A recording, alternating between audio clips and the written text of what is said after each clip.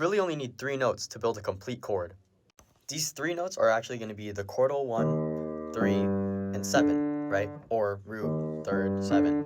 So let's look at E flat major, right? Let's build the scale.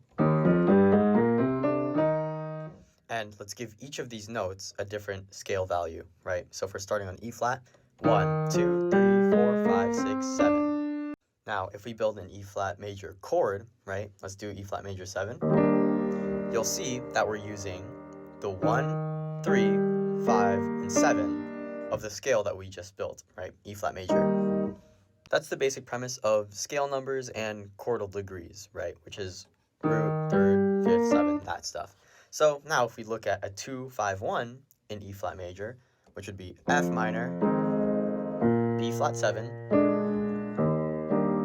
to E flat major, right? We really only need the 3 notes, which is the root, third, and the 7th of each chord. So in F minor, right, we can build like a block chord, right? Root, third, fifth, 7. We don't need the 5th because commonly the 5th is a little bit overlooked and seen as a little bit redundant. That's a video for another time. But you can rearrange the root, third, and 7th, right? In a bunch of different ways. For example, I could have the 3rd on top instead of having the 7 on top. And if we do that for all 3 chords, we can get something like this.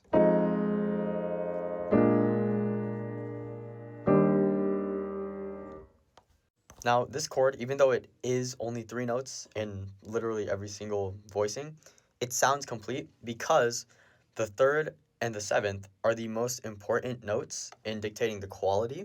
For example, this is a minor 7, but if we make the 3rd up a half step, we get a dominant 7, right? Same thing can be done with the 7th.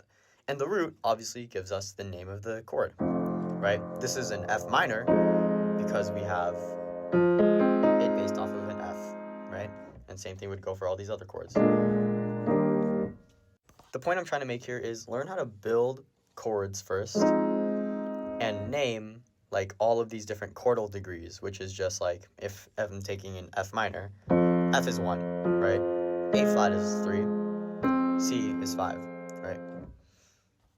And once you do that, then you can really understand the minimum amount of notes and which notes you need to make good sounding chords.